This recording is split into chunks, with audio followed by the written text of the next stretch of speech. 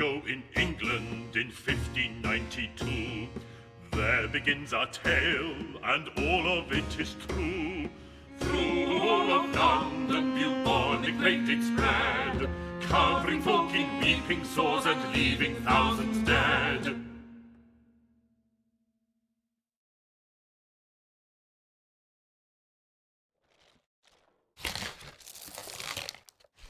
From towns and cities, doctors they did flee, leaving their patients to die in misery. But one brave doctor stayed when all the cowards fled, might not have been because he was too sick to leave his bed. Alas, 'tis my final hour. I will surely die. I am too far gone to recover, and for the plague there is no cure. Unless a cure might be found in the stars.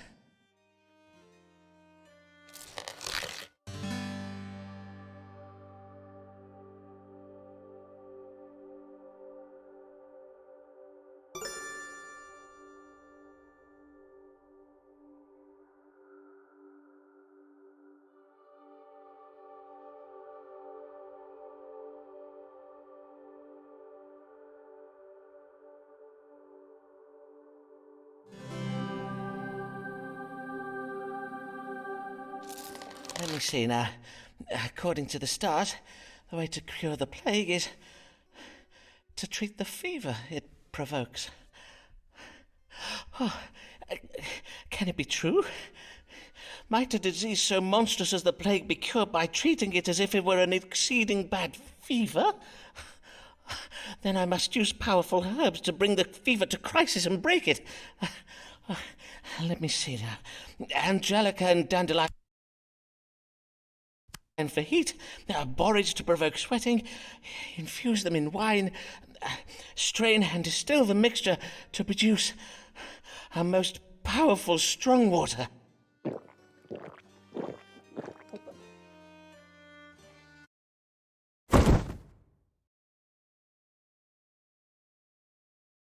Huzzah! I am cured!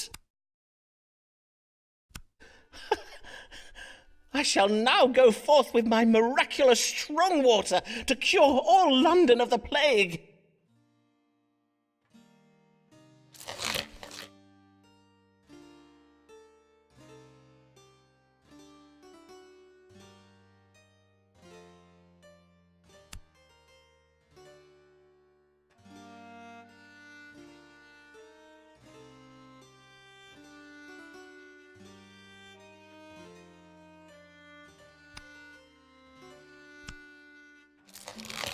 Foreman made a plague cure and used it on himself, then left his house to restore Londoners to health. Huzzah! Huzzah! Huzzah! Huzzah! Huzzah! Huzzah! Huzzah! Huzzah!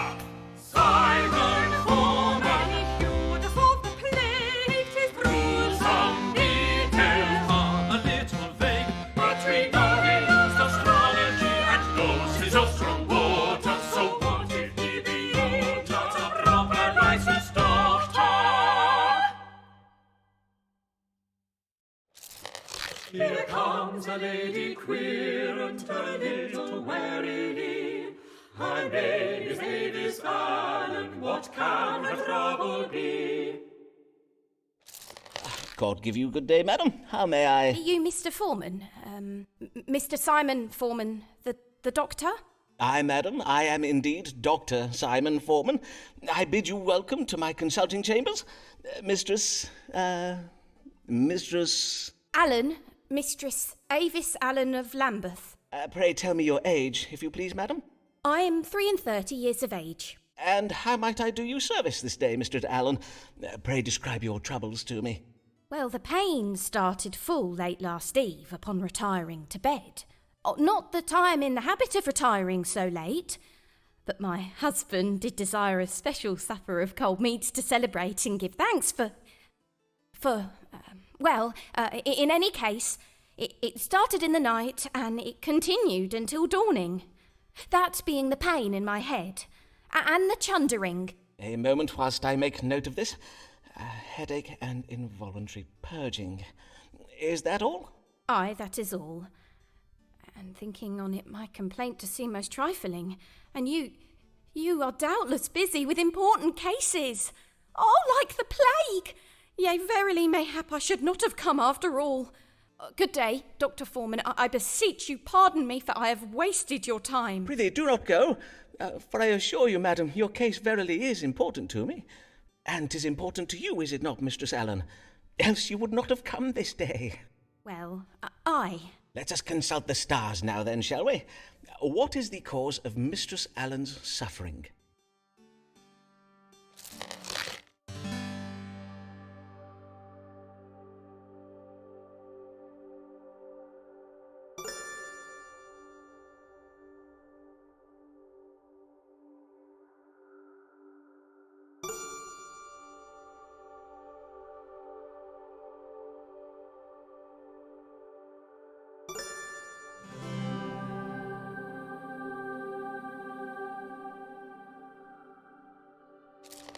Mistress Allen, it appears you are suffering from evil digestion.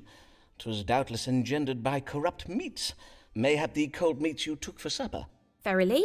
Why, yes. My chart shows that Saturn is in Cancer at this moment. Cancer rules the stomach, and Saturn is the ruler of black bile. 'Tis a mild imbalance of black bile that is the cause of your suffering. And now you have purged it, you have merely to keep to your bed for a day and to rest. The bile? Do you think, might it have done ill to my unborn child? Ah, then I take it you believe you are with child. Mayhap 'twas the reason for your celebration last even. Pray tell, how long has it been since your monthly courses? Aye, sir, I do believe it. For it has been 14 weeks since my courses, and yesterday I did even feel the child quicken. In truth, 'tis the reason I am come, not on my own account, and not even then, if my situation were ordinary. I have been with child before, you see, but 'tis never. And Mr. Allen, and I do pray this one will be born alive. Dr. Foreman, prithee speak true. Have I killed our child? Have I killed this child as well? How now, madam? Speak not so of yourself, for you are the child's mother. 'Tis you who gives life to the babe growing inside you. And verily, if mere chundering were to cause grave harm when a woman is with child, why, then full half my feminine querence would be barren. I'm sorry. 'Tis just that I am... Dear lady, would God have spared you from the plague if 'twas not his plan for you to have this child? I own 'tis... Yes, doubtless God does have plans for me. How very kind you are, Mr. Dr. Foreman. I thank ye, and fare you well, sir. Fare you well, Mistress Allen.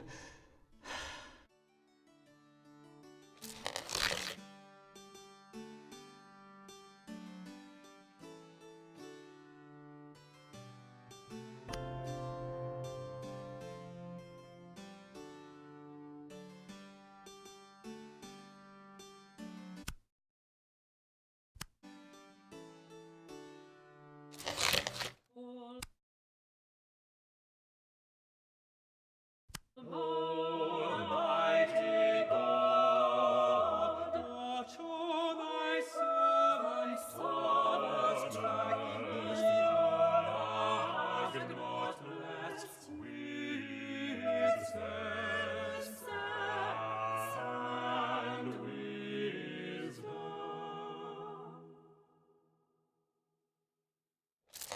Good day, sir. You are Simon Foreman, the physician, are you not? These are your rooms. Indeed, I am he, and well met, sir. Be it Thomas Blagg I have the honour of welcoming to my humble consulting chambers, the Dean of Rochester Cathedral? Indeed, 'tis I, Thomas Blagg. Though it is not upon church business that I come to you this day. 'Tis upon a matter of my own that I require counsel. I have lately been offered some very lucrative investment opportunities, and, well, it is said that God speaks to us through the stars, does he not? Indeed he does. 'Tis well known that astrology is but a conduit for the word of God, as interpreted using scientifical means. And now, these investments of which you speak, Pray tell of them, if you please. 2 merchant ships will shortly set sail on very lucrative trading expeditions. I do not possess the coin to invest in both. Hence, I must choose between them. And I must choose very wisely indeed. For sea voyages are most perilous, and if my ship were to founder or be captured by pirates, I would lose my entire investment. Aye, forsooth, 'twould be most lamentable, to say nothing of the poor souls who might lose their lives. Who are, naturally, the greater of my concerns. Aye, naturally. And whither might these ships be bound? The first is bound for the Spice Islands of the East. 'Tis a voyage to be undertaken by a ship named the Conquering Cherub. The other is the Pride of Yarmouth. She is to bring back sugar from the Americas. Have you now the information you require? Then perchance you may divine for me upon which of these 2 ships our Lord God has bestowed his divine blessing. Aye, Dean Blagg, we may now consult the stars. Should Thomas Blagg invest in the voyage of the Conquering Cherub, or that of the Pride of Yarmouth?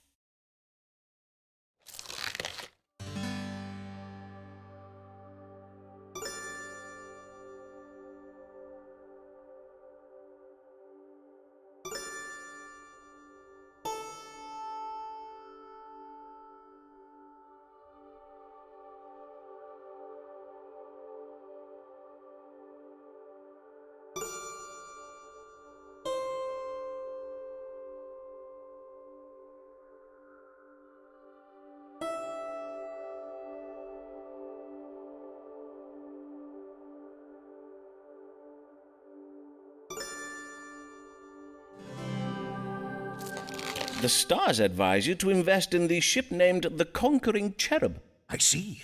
And why is that? Well, I have calculated that at this very hour, upon this very day, the planet Mars and the constellation Scorpio do both dwell in that part of the sky we call the House of Children. And, as it happens, Mars is the ruler of Scorpio, hence we may say that Mars is presently exalted. Mars has been exalted by Scorpio, you say?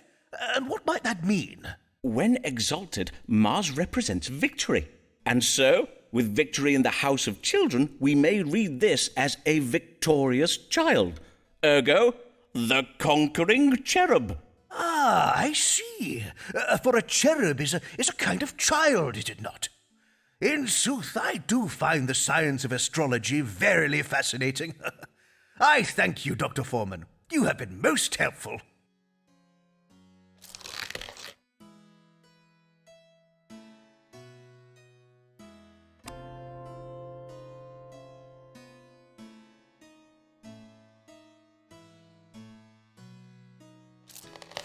Here comes Emma, shy and comely maid. All men who meet sweet Emma wish to come to her aid. Timid as a little bird, frighted by an unkind maid, be gentle, for she seems full afraid. Good morrow, sir. Pray tell, are these the consulting chambers of Simon Foreman, Doctor of Astrology and Physic? Indeed, 'tis I, Dr. Simon Foreman. And your name, madam? Emma Sharp of Shoreditch, sir. 25 years of age. Welcome, Miss Sharp. And how may I do you service this day? Well, 'tis a trifle delicate. A man has asked me to be his wife. A dear, kind man, but I fear you will think me cold, Dr. Foreman. There, madam, whatever is the matter? Well, he is exceeding advanced in years. I do worry he may not be long for the world, and if he were to die, I do not think I could bear it. Verily, I would not. Indeed, methinks I would rather not marry him at all. Am I very heartless, Dr. Foreman? Nay, not in the least, madam. Your fears are most reasonable. A man in the winter of his life is indeed more likely to die. I assure you, madam, 'tis a medical fact. But methinks you wish to know whether this man be afflicted with a grave health condition, do you not? To wit, any ailment that might soon prove fatal? Forsooth I do. That is my question precisely. Why, Dr. Foreman, 'tis as if you have a gift for reading minds. Merely the gift of logical surmise, madam. Let us see whether a judgment of the stars may calm your fears. Does Mr. What was your gentleman's name? Mr. George Middleton, a wool merchant. Does Mr. Middleton have any ailments that might hasten his death?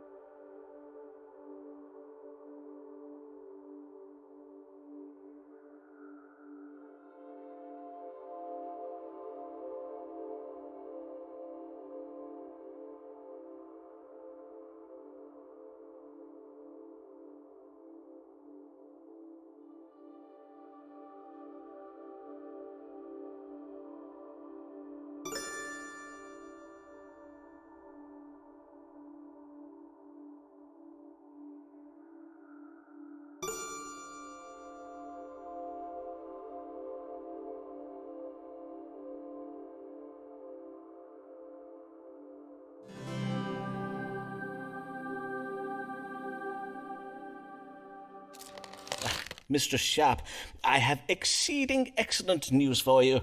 Mr. Middleton has only the most trifling of ailments, dropping down of the piss. Though I must advise you that marrying a man who suffers from dropping down of the piss would pose certain laundry-related challenges. But widowhood is not likely to be one of them, at least not imminently. Blessed day! What wondrous news! However, there is one other small thing in my chart. It seems your future husband does also suffer from an unreasonable fear of heights. Such a fear could aggravate Mr. Middleton's condition. He would be advised to avoid tall buildings, bridges, and mountains, or at least be sure he takes a change of breeches along with him on any such outings. Oh, verily? Then I will follow your advice most carefully, Dr. Foreman. I will now to Mr. Middleton go and accept his proposal of marriage.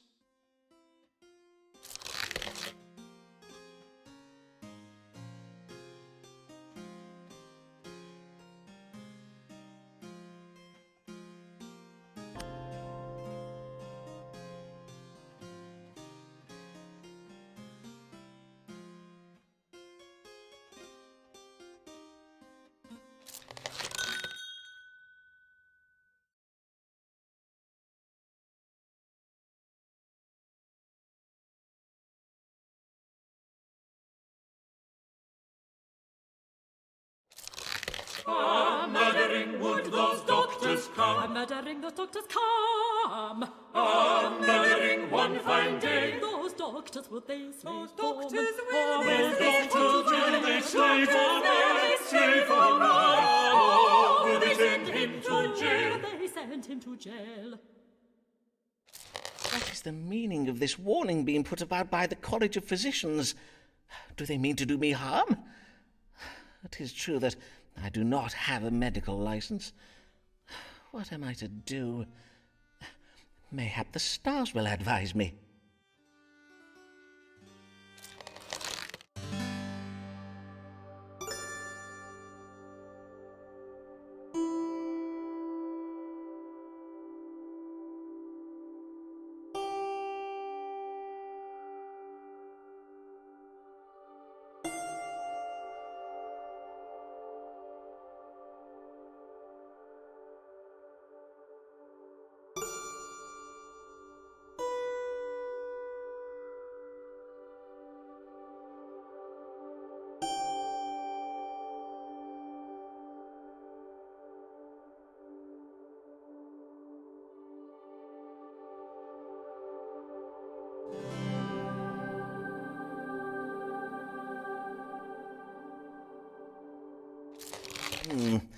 It seems that if I am to avoid prosecution by the College of Physicians, I must obtain a medical license. Towards this end, doubtless the best course is to serve my querents well, treating their illnesses and problems with intelligence and sensitivity. For if I do, they may favour me with letters of recommendation, and I can use these to petition the University of Cambridge to grant me a license.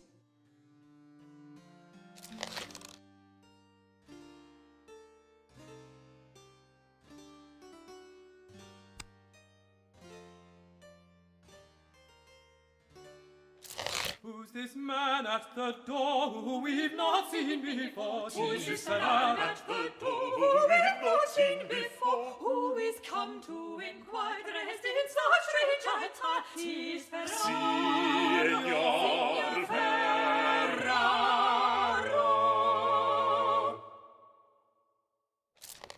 Good day to you, sir. Oh, I see you're having some difficulties. William, fetch my guest a chair. No, it's good. I am just a little stiff. As you wish. Mr. Signor Riccardo Ferraro. I am a gentleman of Venezia, come to make a trade in London. Venice? 'Tis a fine city, I hear. And how may I do you service this day, Signor Ferraro? I am come with una problema medicale, and you are most great dottore who does cure all London, eh? You cure Ferraro too, see? Forsooth, I will seek to do so, Signor. Pray, describe your complaints, if you please. Is burning when I make the water. Pain during urination? See, and is pain down here. Molto pain. And pain in the lower back. Now, let us see what the stars can tell us. What ails Signor Riccardo Ferraro?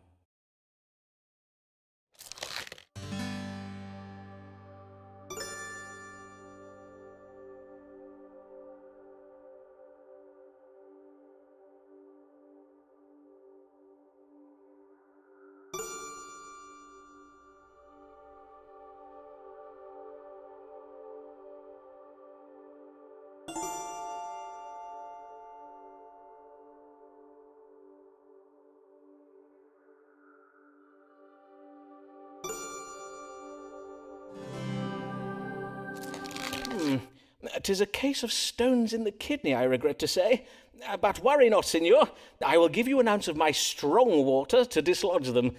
Drink this entire flask when you rise at dawn tomorrow. You may then expect to evacuate the stones by way of your privy member within just a few hours." Ah, your famous strong water. This water 'tis said to cure the plague, eh? I thank you, Signor Foreman. And now Riccardo Ferraro bids you good day.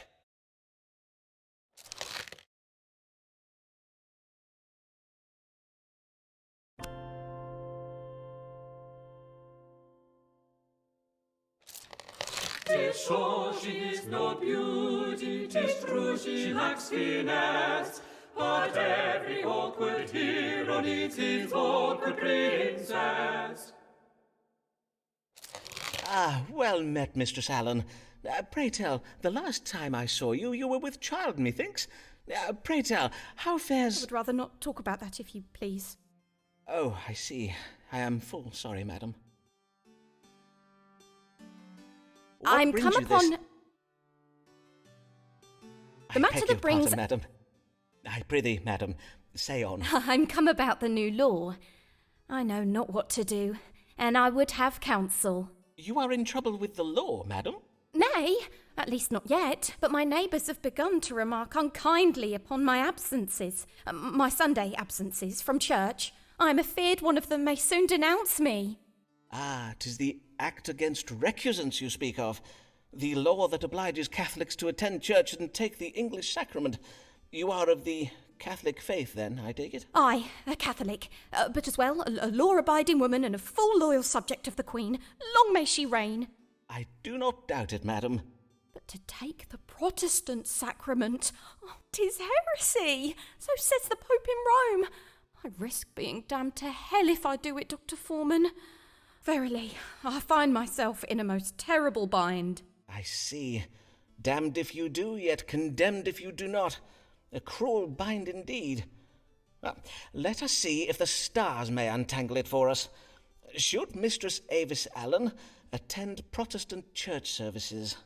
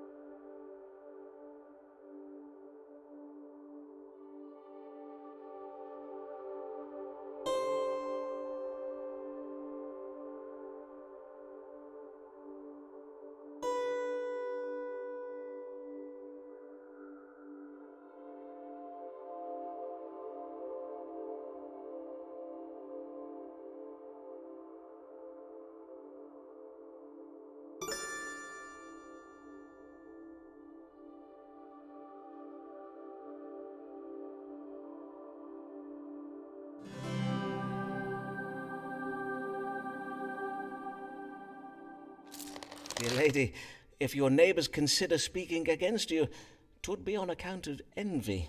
Envy? But Mr. Allen and I have not been blessed with...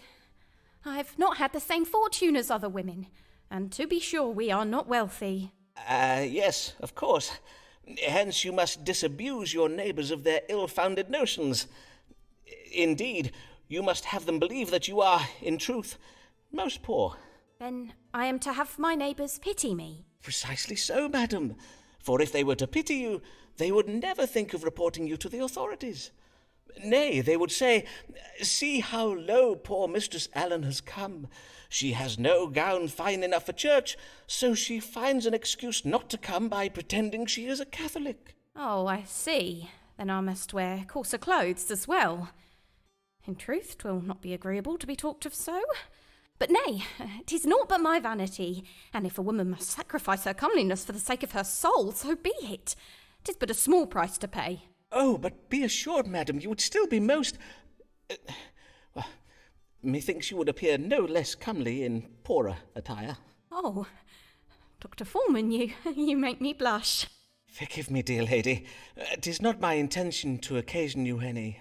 Madam, would you care to... see my collection of Venetian glassware? I think I would. Indeed, I would like that very well.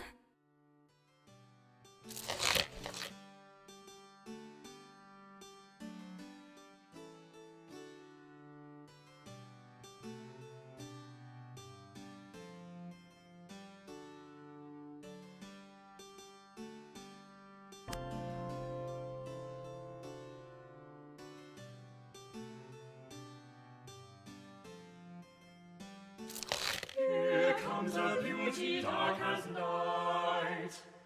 Her hair does shine, her eyes are bright. A damsel formed for man's delight. Oh, she is quite a lady. Oh, she is quite a lady.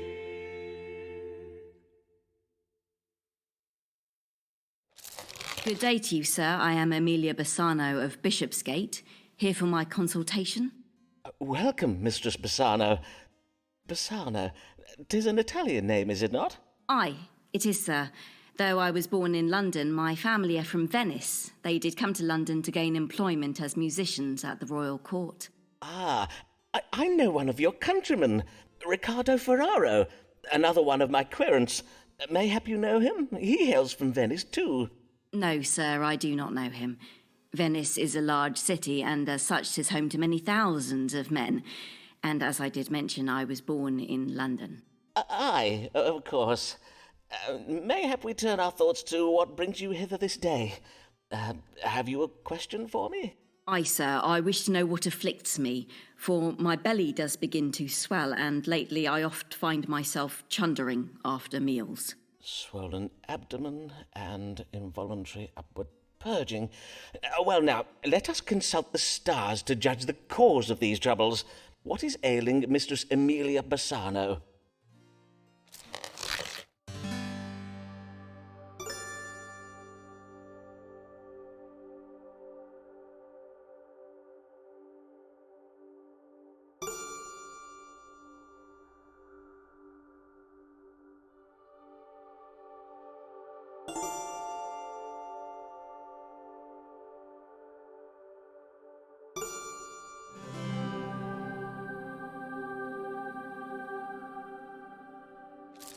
I neglected to ask. Is there a Mr. Bassano? My father still lives. I mean to say, are you yet married, Mistress Bassano? I presume you are, for the stars indicate that you are with child. Wondrous news indeed. Ah, I see. Of course, it is natural for a young lady to be a trifle anxious when she's expecting her first child. And I see you are anxious, are you not? Mr. Foreman, I own that I am. Well, doubtless you are anxious owing to the unpredictable nature of your condition. For instance, sometimes the child might emerge from its mother's womb early, weeks or even months earlier than anticipated. This possibility is a medical fact, and one that should be explained to any husband you may... Do you see what I'm saying, Mistress Bassano? Nay, not in the least, sir. Some of my maiden querents, I assume you are still unmarried and therefore a maiden, when they find themselves inexplicably with child, they oft do not remain unmarried for long. I advise you to discuss this with your family without delay, Mistress Bassano. Doubtless they will be keen to make the arrangements for you. I see. Yes, of course. I must lose no time in finding a husband. I thank you, Dr. Foreman. Good day.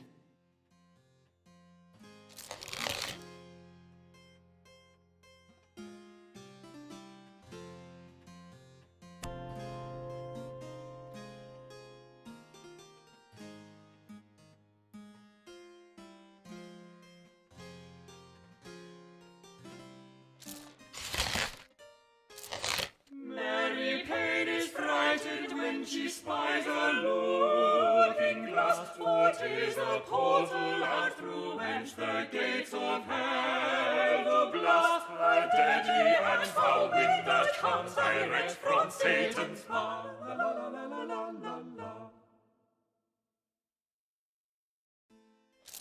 Blessed morrow to you, Dr. Foreman. I am Mary Payne of 4th Street in Lambeth, and come to seek your counsel about my neighbours. Good morrow, Mistress Payne, and well met. What trouble do your neighbours give you? They play their lutes into the night, perchance? Mayhap a neighbour has cast a malignant spell upon your cabbages. Why, sir, 'tis no trifling matter. Indeed, 'tis a matter of grave importance. Doubtless you do know we have a Catholic living on 4th Street, a woman by the name of Avis Allen. Yes. I did hear tell that Mistress Allen subscribes to the Romish faith. But 'tis no crime to be a Catholic, is it, madam? At least, not at present. Aye, but harbouring a Jesuit priest is, Dr. Foreman. These evenings past, I have spied a man sneaking in and out of the Allens' house. 'Tis my reckoning the man is a priest who is going hither and thither all over Lambeth to perform the Catholic Mass and take confessions. Doubtless Mr. Allen is hiding him in one of those little cupboards. You mean to say you think Mr. Allen has installed a priest hole in his house? A secret room hidden behind the wood panelling of a wall? Indeed I do. I am certain that he has such a hole, and that a priest is going in and out of Mr. Allen's hole from dusk till dawn. Verily? How troubling. But surely you are mistaken, madam, for under the cover of darkness, how can you be sure the man you did spy was not Mr. Allen himself? Nay, 'twas not Mr. Allen. Mr. Allen is a fine, tall figure of a man, whereas the figure I did spy was very narrow and malformed in appearance. A scrawny little imp of a man he was. I see. Now, you must not think me intolerant, Dr. Foreman. If Mistress Allen must cling to her idolatrous backward beliefs, 'tis her own affair, and I have no wish to cause trouble for the Allens. And even though Mistress Allen has lately not been seen in church, thus far I have held my tongue about it. But we residents of 4th Street are decent English folk. We will not abide an agent of Rome sneaking around our neighbourhood, muttering incantations in some devilish foreign tongue. I think you mean Latin, madam. But before I act upon my suspicions, I think it wise to know if there be any truth in them. Then let us see what the stars can tell us. Who is this mysterious stranger, and why does he frequent the Allen's house late at night?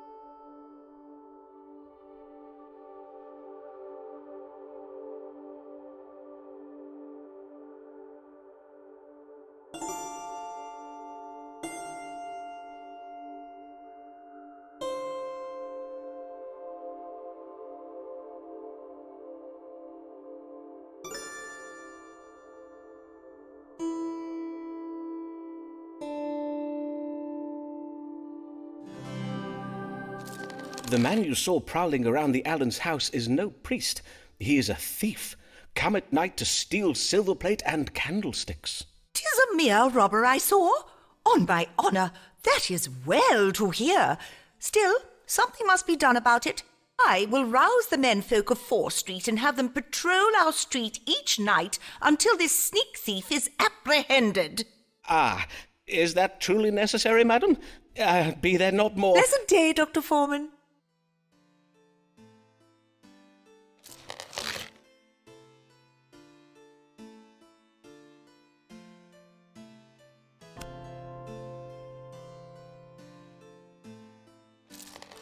When the querent does rock a continental frock, when the Ferraro does rock a continental frock, when his Italian flair features or facial hair, 'tis Ferraro.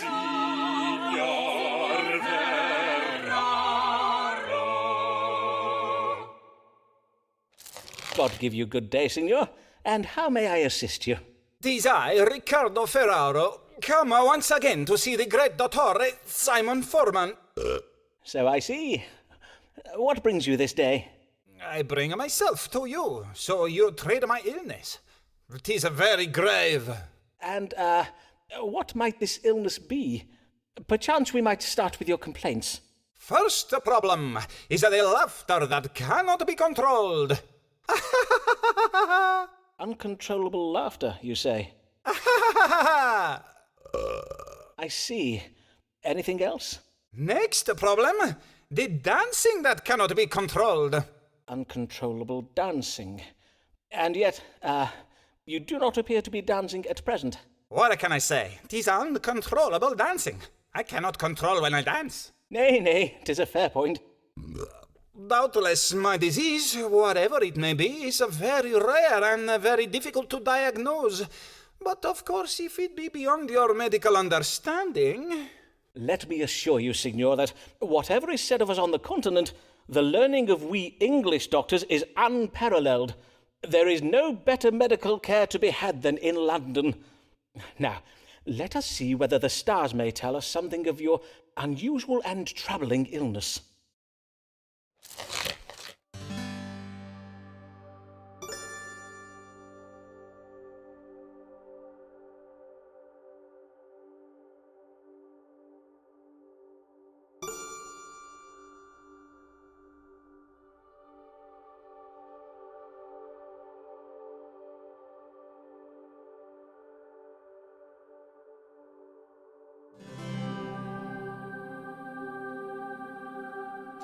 It sounds to me like you're experiencing pain in your stomach. But how did you know this? Indeed, methinks you are stricken with a bout of colic. Most doctors do advise upward purging, but I have found the dog cure more efficacious in cases of colic. The dog cure? Aye, First, you must find a dog lying idle on the ground. On any street in London you will find such a creature. Then you must kick the dog away, lower your breeches, and then make water upon the spot where the dog did lie. If you say so, Signor Foreman. If we were not on English soil, of course, I would have said you were bitten by a tarantula. But there be no such spiders in England. Our weather is much too cold for them. Indeed, only an overqualified quack who draws his medical knowledge from books alone would think such a diagnosis appropriate in this case. Indeed, most ludicrous. And in truth, the laughing and dancing you are troubled with may doubtless be attributed to your hot-blooded Latin temperament. Doubtless you speak it true, eh? 'Tis but a symptom of my hot Venetian blood. Riccardo Ferraro bids you good day.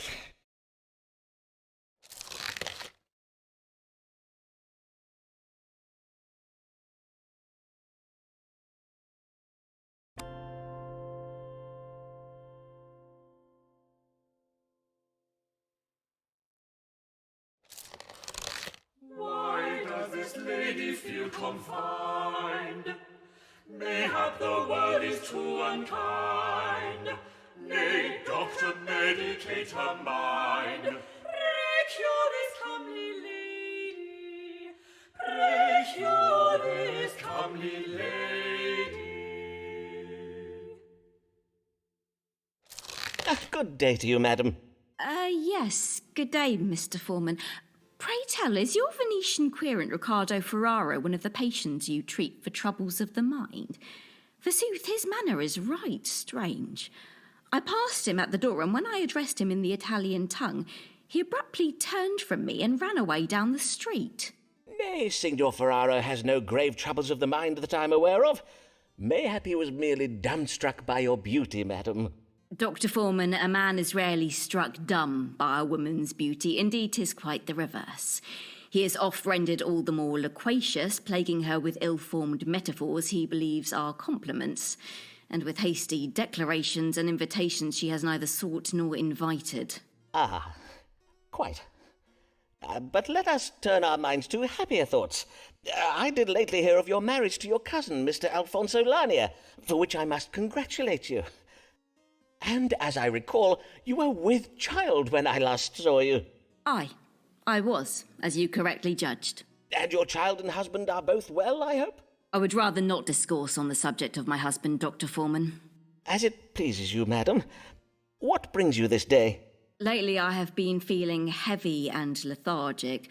I do also find it hard to fix my attention upon the book I am reading or upon words I am composing. And yet, although I oft feel right tired, I am having difficulty sleeping. Ah, well, becoming a mother, beset with all the demands of a suckling babe, can force change upon the normal rhythms of life. Nay, 'tis not that, for I have employed a wet nurse for the feeding and much of the care of my son. Methinks I must have some kind of disease. I see. Let us consult the stars to see what afflicts you. What is ailing Mistress Emilia Lania?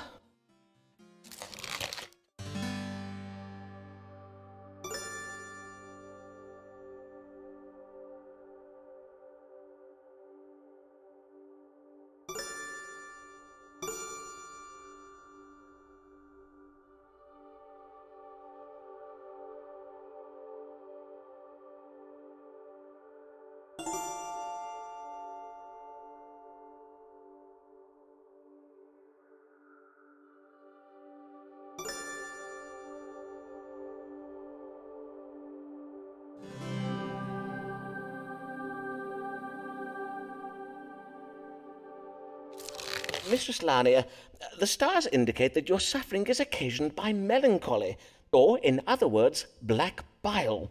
I see. And what treatment can you give me for it? Before we speak of treating your condition, madam, I think it wise we determine what has provoked it. You did express a desire not to speak of your husband, and I cannot help but think that such a reluctance reveals where the source of your troubles might lie, to wit, within your marriage. Would I be right in thinking this? I do not wish to cause you distress, madam, but as a doctor, I do feel I must press you in case it is relevant to your troubles. My marriage is not a happy one, Dr. Foreman. Mr. Lanier and I do not agree on matters of money and strong drink. I see.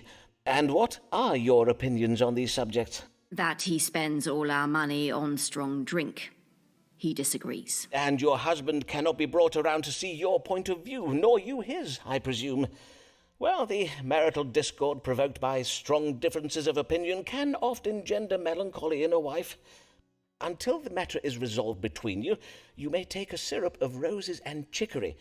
Drink of it each day, and it will serve to reinvigorate your vital spirits. I will also have my manservant William bleed you of some of that excess bile. I thank ye, Dr. Foreman. William, come hither and bleed Mistress Lanier.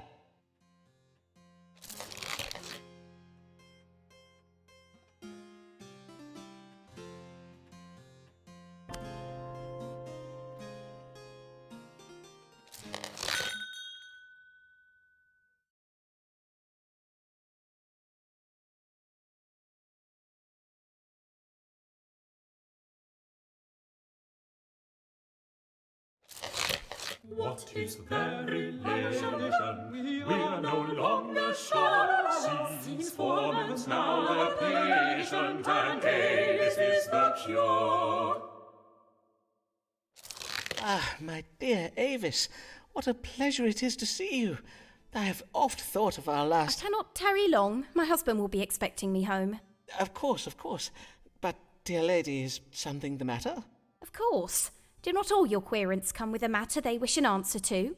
Well, yes, but... I wish to ask of the stars whether a man I am close with, a man who is not my husband, whether that man be also close with another woman. A man you are...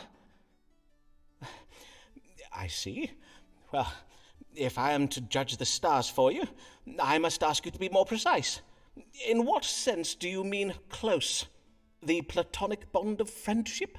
Nay, close in the sense of being intimate. I see. Then 'tis the familial tie of kinship, perchance. Nay, I mean someone with whom I have shared physical relations. Verily, madam, if I am to give you an accurate reading, you must state your question clearly. Methinks you know full well what I ask. I bid you ask the stars whether my lover is, that is to say, be it true that he engages with another woman in acts of strumpy-humpy. Madam, you astonish me. 'Tis unlike you to speak such indelicate words. Now, if I understand you correctly, you have a lover, and you wish to know whether he has been sharing his tender favours with another woman. Aye, but did I not verily say so? And now that we have at last fathomed your question, let us read the stars to fathom an answer. Has Mistress Allen's lover been unfaithful to her?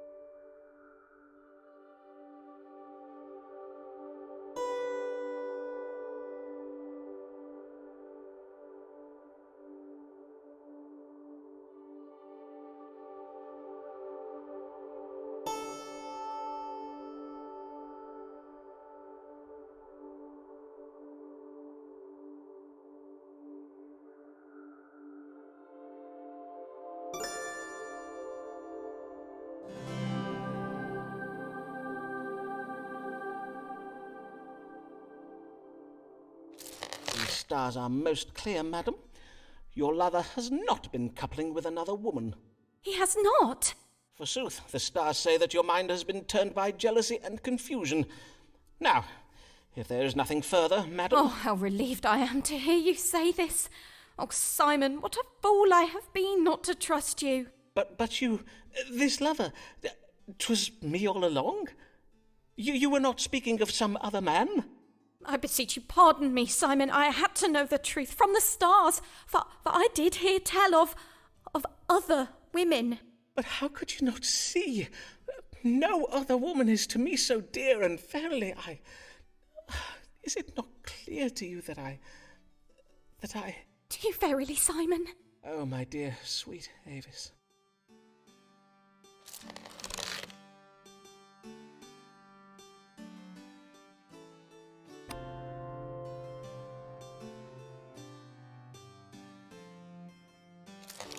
Sybil Fortescue always has what's new. Far ahead of friends of her friends. She oft gets her hands on goods from foreign lands. That Captain Fortescue sends. Good morrow, madam. I humbly welcome you to my consulting chambers, and thank you for choosing my practice. Mistress... Fortescue. Mistress Sybil Fortescue. Well then, Mistress Fortescue, what may I assist you with this day? I come upon a most troubling matter, sir. I know not whether it is a medical matter or something else. I see. Pray describe your trouble to me, madam. Well, I suppose it all began with a dinner I hosted at my house last even. Mayhap you have heard of my dinners, Dr. Foreman. They are much talked about. Though I fear last evening's dinner will be talked about for all the wrong reasons. Talked about, you say? Yes, indeed, invitations to my dinners are much sought after, for I host the most desirable of guests, lords, bishops, poets, explorers, painters, and the like. Why, last eve I hosted the famous Robert Lord Devereux, the playwright William Shakespeare, and the Bishop of London and his wife. As well as fascinating conversation, at my table I serve the very latest and most original dishes. Last even, I served an exotic green vegetable called a potato. So crisp and refreshing. My dear husband sent them home to me from the New World. Doubtless you have heard of my husband, Captain Fortescue. He is a great friend of Sir Walter Raleigh. I see. Your dinners do sound most excellent, Mistress Fortescue. But what occurred at last eve's dinner that has you so distressed? Well, in truth, 'twas after dinner. We all felt a strong desire to take some air, and so we left the table to take a turn in some pleasure gardens nearby. But then, as we were walking along the path, right in the middle of the gardens, in full public view... Pray do not distress yourself, madam. Prithee, take your time. My guests and I were, all of a sudden, stricken with pain. We began chundering and voiding from our... But there was nowhere to turn, you see. There were no bushes close by to shield our modesty. 'Twas unspeakable. A moment, madam, as I note this down. Abdominal pain and simultaneous upward and downward purging of a most sudden and violent nature.